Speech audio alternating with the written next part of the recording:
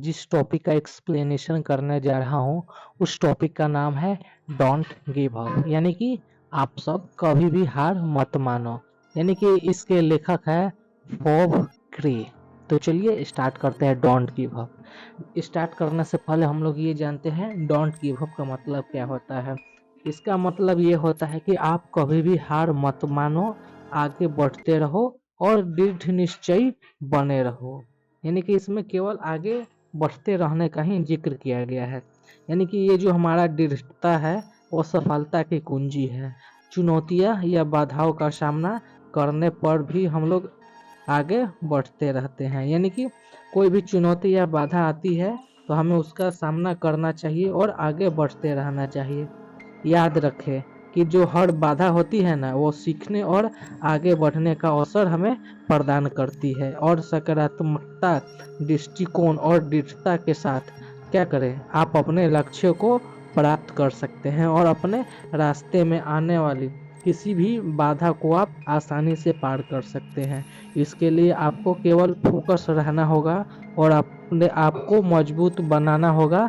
और आपको क्या करना होगा, आपको कभी भी अपने सपने को कभी भी आपको नहीं छोड़ना होगा। यानी कि यही इस पोयम में बताया गया है। तो चलिए पोयम की हम लोग स्टार्टिंग करते हैं।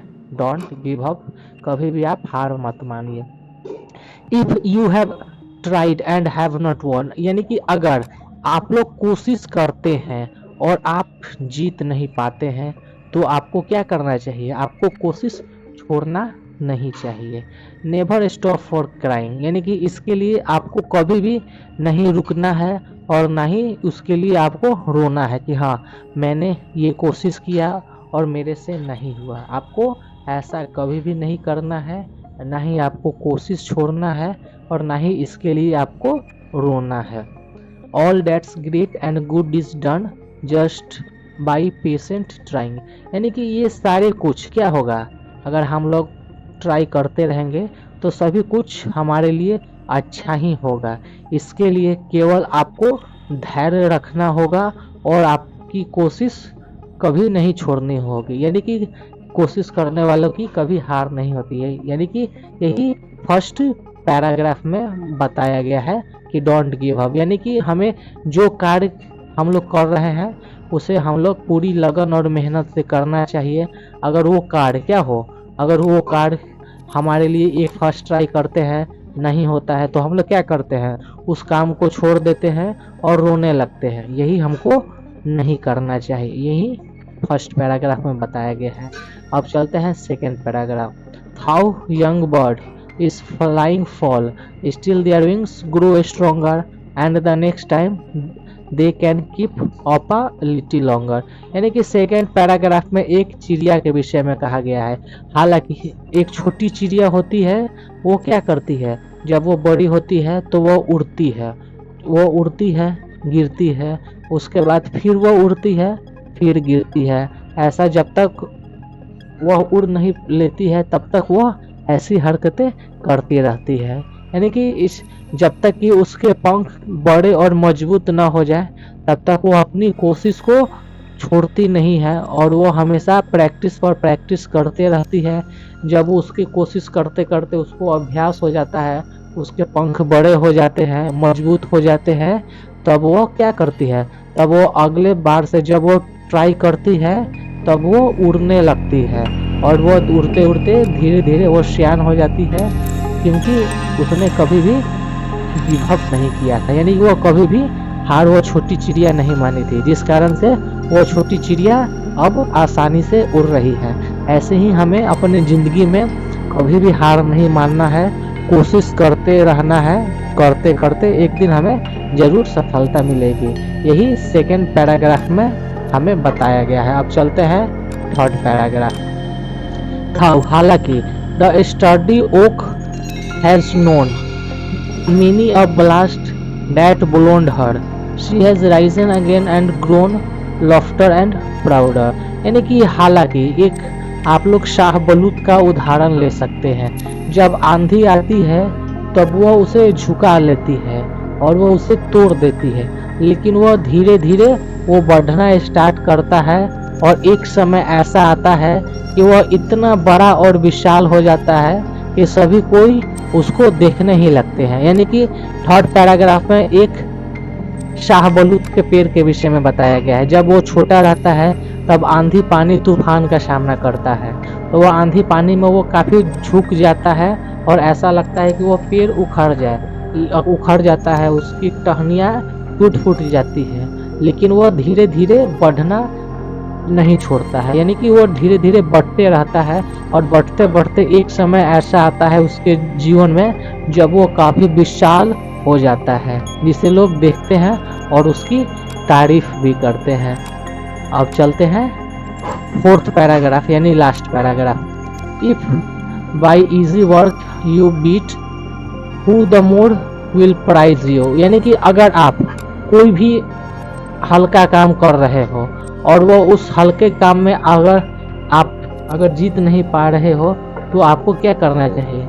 आपको और भी ज़्यादा मेहनत करके उस काम को करना चाहिए, क्योंकि जितना ज़्यादा आप मेहनत करेंगे किसी काम को करने में उतना ही बड़ा इनाम आपको मिलेगा। यानी कि जितना बड़ा आप काम करेंगे उतना ही ज़्यादा आपको इनाम मिलेगा। Gaining victory for defeat that's the test that tries you. यानी कि यही जो काम है ना, यही काम को अगर आप लोग करते जाएंगे तो ही आपकी हार को जीत में बदल देगी। और ये आपको क्या होगा, जब आप लोग किसी कार्य को कर कर सफल हो जाएंगे तो यही काम जब आप लोग फिर करेंगे तो आपको कुछ नहीं बुझाएगा। अगर आप लोग सोचेंगे कि ये जो मैंने काम किया था ना, वो लगता है शायद ये मेरा जीवन का टेस्ट था, जिस टेस्ट में यानी कि जिस इम्तिहान में मैं पास हो गया। यानी कि यही था इस पोएम का एक्सप्लेनेशन। यानी कि इस पोएम में यह कहा गया है डोंट गिव अप, यानी कि हमें कभी भी हार नहीं माननी चाहिए। हमें जो कार्य है, अगर सफलता हमें नहीं मिल रही है, हमें उस काम को छोड़ नहीं देना चाहिए। हमें उस काम को क्या करना चाहिए, निरंतर प्रयास करते रहना चाहिए। प्रयास करते करते एक समय ऐसा आ जाएगा कि वही कठिन काम हमारे लिए बहुत ही आसान हो जाएगा। यानी कि यही इस पोएम में बताया गया है एक चिड़िया का उदाहरण देकर। जब वो अंडे से बड़ी होती है तब वो फुदकने लगती है, यानी कि वो उड़ने का कोशिश करती है, वह उड़ नहीं पाती है। कभी कभी वो गिरकर घायल भी हो जाती है। तब वो क्या हो जाती है, जब घायल हो जाती है तब वो उड़ना बंद नहीं करती है, वो लगातार प्रैक्टिस करते रहती है। प्रैक्टिस करते करते जब उसके पंख बड़े और विशाल हो जाते हैं तब वो आसानी से उड़ लेती है। यही इस पोएम का मेन थीम है कि हमें ट्राई ट्राई ट्राई यानी कि हमें कोशिश करते रहना चाहिए और हमें हार नहीं माननी चाहिए। तो ये रहा इस छोटे से पोएम का एक्सप्लेनेशन, जिसके लेखक है फोबे कैरी फोफ कैरी जिसके लेखक है फोफ कैरी डोंट गिव अप। अब चलते हैं इसके एक्सरसाइज की ओर, यानी कि इसके बुक वर्क की ओर। Fill in the blanks to complete the summary, यानी कि रिक्त स्थानों की भरना है और इस पोएम में जो बताया गया है ना उसी को इसमें लिख डालना है। In the poem don't give up the poet says that if you do not succeed after you have tried you should not cry.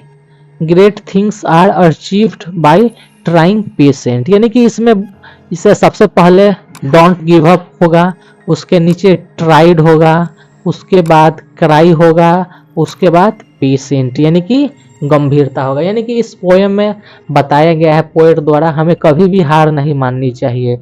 यानी कि हमें कभी भी हार नहीं माननी चाहिए और हमें कोशिश लगातार करनी चाहिए। जब हम लोग अगर कोशिश करते हैं हार जाते हैं तो हमें क्राई यानी कि रोना नहीं चाहिए, क्योंकि जो बड़े चीज होते हैं ना वो हमें पेशेंट, जब हम लोग क्या करते हैं उसका एकदम धैर्य से उस जिस चीज का इंतजार करते हैं हम लोग बेचैन नहीं होते हैं, तो वही चीज हमें इम्तिहान लेती है और वही चीज हमें बाद में मिलती है। Second number, when young bird learn to fly they fall at first but they don't give up, they keep trying till their wings grow stronger and they can fly a little longer। यानी कि second number में ये चिड़िया के विषय में बोला गया है। जब छोटी चिड़िया लड़ना सीखती माने उड़ना सीखती है तब वो गिर जाती है, तब वो हार नहीं मानती है, जब वो हमेशा ट्राई करते रहती है जब तक कि उसके पंख मजबूत ना हो जाए। जब उसके पंख मजबूत हो जाते हैं, लंबे हो जाते हैं, तब वो आसानी से उड़ लेती है। यानी कि सेकेंड नंबर के फर्स्ट में बर्ड्स हो जाएगा, उसके बाद फॉल हो जाएगा, उसके बाद स्ट्रॉन्गर हो जाएगा। चलते हैं third number. The sturdy oak has experienced a lot of storm that made it sturdy, but the tree has not only blast again and again, it has grown loftier and prouder. यानी कि third number में एक okay यानी शाहबलूत के विषय में बताया गया है। वह तेज आंधी और तूफान में भी स्टर्डी यानी कि वह दृढ़ता के साथ खड़ा रहता है। वह दूसरे पेड़ के समान ब्लास्ट यानी कि उखड़ नहीं जाता है। वह क्या होता है, वह हमेशा अंदर ही अंदर बढ़ते रहता है और बढ़ते बढ़ते एक समय ऐसा आता है कि वह बहुत ही ज़्यादा विशाल हो जाता है। लॉफ्टर यानी बुलंद हो जाता है, यानी कि वह बहुत ही बुलंद और अपने आप का अभिमानी हो जाता है। यानी कि थर्ड नंबर के पहले में ओक हो जाएगा, उसके बाद स्टर्डी हो जाएगा, उसके बाद ब्लास्ट हो जाएगा, लॉफ्टर यानी दृढ़ हो जाएगा, स्टर्डी यानी दृढ़ हो जाएगा, स्टर्डी यानी दृढ़ हो जाएगा और लॉफ्टर यानी बुलंद हो जाएगा, प्राउडर यानी अभिमानी। फोर्थ नंबर में ये कहा गया है इन द एंड यानी कि लास्ट पैराग्राफ में the poet says that if you succeed by taking the easy way the prize is not of any value, the real prize come from facing difficulties and gaining victory from defeat. यानी कि fourth paragraph में poet ने ये बोला है कि अगर हम लोग कोई भी आसान काम कर अगर हम लोग कामयाब हो जाते हैं तो उसका प्राइस तो उसका जो तोहफा होता है ना वो उतना वैल्यू मूल्य का नहीं होता है। असली प्राइस तो ये होता है कि जब हम कठिनाइयों को सामना करते हैं, जीतते हैं, तब हमें जो प्राइज मिलता है ना वो प्राइज हमारे मन लायक होता है। अब बी नंबर है right the rhyming word. Rhyming word यानी मिलता जुलता तुकबंदी शब्द लिखना है। तो सबसे पहले हम लोग चलते हैं वॉन। वॉन का हो जाएगा moan, crying, praying, known, unknown, beat, feet, ये रहा राइमिंग वर्ड। अब चलते हैं C number choose the right option. यानी कि इसमें अलग अलग तरह के ऑप्शन दिए गए हैं, इसी में जो सही ऑप्शन होगा ना उसको सेलेक्ट करके टिक मारना है। इसमें एक से ज्यादा ऑप्शन भी सही हो सकते हैं। तो चलिए स्टार्ट करते हैं। What should we do if we try and still do not succeed. यानी कि हमें क्या करना चाहिए अगर हम लोग किसी काम को करते हैं और उस काम में हमें कामयाबी नहीं मिलती है। तो इसका आंसर हो जाएगा C number keep trying patiently. यानी कि हमें धैर्यता पूर्वक उस काम को क्या करना चाहिए, लगातार ट्राई करना चाहिए। What happened when young bird learn to fly। यानी कि क्या होता है जब एक छोटी चिड़िया उड़ने के लिए सीखती है। तो इनसे ये नंबर हो जाएगा दे फॉल एट फर्स्ट। सबसे पहले वह गिर जाती है। दे कीप ट्राइंग, वो कोशिश करते रहती है। दे गिव अप, यानी कि ये गिव अप है ना वो कभी भी गिव अप नहीं करती है। चलते हैं third number storm make the oak tree bend for some time but it. यानी कि जब तूफान आती है तो ओक के पेड़ को कुछ समय के लिए झुका देती है, बट लेकिन यह क्या होता है, यह फिर से दोबारा खड़ा हो जाता है, यह और भी ज्यादा मजबूत होता है और यह और भी ज्यादा शान से आगे बढ़ता है। थर्ड नंबर हो जाएगा, थर्ड का तीनों हो जाएगा। Fourth number it is always more satisfying to achieve success. यानी कि जब हम लोग सक्सेस यानी कामयाबी को पा लेते हैं तो ये हमारे लिए संतोष भरा होता है हमेशा, क्योंकि इसका आंसर हो जाएगा बाय ओवरकमिंग डिफिकल्टीज। यानी कि ये जो हमारे सक्सेस है ना वो बाधाओं को पार करके हमें कामयाबी मिलती है। यही 4 का ये नंबर हो जाएगा। विदाउट ट्राइंग तो ये होगा नहीं, यानी कि किसी भी चीज को करके हमें कामयाबी मिलती है, बिना किए हुए नहीं मिलती है। बाय टेकिंग द इजी वे ये भी नहीं होगा, यानी कि हम लोग अगर किसी चीज को क्या करेंगे, अगर आसानी से पालेंगे तो ये हमारे कोई किसी भी काम का नहीं रहेगा। ये रहा फोर्थ नंबर। और 5 number, which of these matches the message of the poem Conway, यानी कि इसमें से कौन सा जो पोएम का जो मतलब मीनिंग को हमारे तक पहुंचाता है। तो इसका आंसर हो जाएगा B number, failure is the stepping stone of success, यानी कि फेलियर नाकामयाबी ही हमारे कामयाबी का पहला पत्थर साबित होती है। इसका बी नंबर हो जाएगा। अब ये डू एंड लर्न, यानी कि आपको करना है और सीखना है। Which of this do you think led to success, इनमें से कौन आप यानी कि आपको लगता है कि इनमें से क्या करने से आपको कामयाबी मिल सकती है, उसी को कलर करना है। तो सबसे पहले हम लोग फोकस करेंगे तो कामयाबी मिलेगा, पंचुअलिटी समयबद्धता करेंगे तो कामयाबी मिलेगा, कॉन्फिडेंस रहेंगे तो कामयाबी मिलेगा, ऑनेस्ट रहेंगे तो कामयाब हम लोग होंगे, फियर, ये लेजीनेस, हार्ड वर्क, और ये हार्ड वर्क, यानी कि इन सारी चीजों को हम लोग करेंगे तो हमें जरूर कामयाबी मिलेगा। यानी कि ये जो है ना, इसमें punctuality, focus, confidence, honesty, hard work, यानी ये सारी चीज हम लोग करेंगे तो हमें एक ना एक दिन जरूर सक्सेस मिलेगा। इसको आप लोग क्या करें, इसको आप लोग रंग ले। अब चलते हैं लास्ट नंबर, इस make a poster showing 5 people who have succeed after overcoming difficulty, यानी कि इसमें क्या करना है, एक पोस्टर बनाना है जिसमें 5 लोगों को दर्शाना है कि वो सबसे पहले क्या हुए थे, वो सबसे पहले नाकामयाब थे और वो अपनी मुसीबतों का डटकर सामना किए और बाद में कामयाब हो गए। इसी का 5 व्यक्ति का पोस्टर बना के चिपकाना है क्लास में। तो ये रहा है इसका छोटा सा एक्सप्लेनेशन डोंट गिव अप का। अगर आपको मेरी वीडियो पसंद आती है तो आप लोग मेरे चैनल को सब्सक्राइब करें, इसे अपने दोस्तों के साथ शेयर करें, एक छोटा सा आप लोग कमेंट कर दे अगर कोई सुझाव देना चाहते हैं, और हाँ, नेक्स्ट वीडियो के लिए नोटिफिकेशन ऑन कर ले, जब कोई भी मेरा वीडियो आए तो आप तक सबसे पहले पहुंच जाए। तो मिलते हैं एक और नए इंटरेस्टिंग वीडियो के साथ, तब तक जय हिंद, वंदे मातरम, और हाँ, don't give up in your life. Thank you for watching.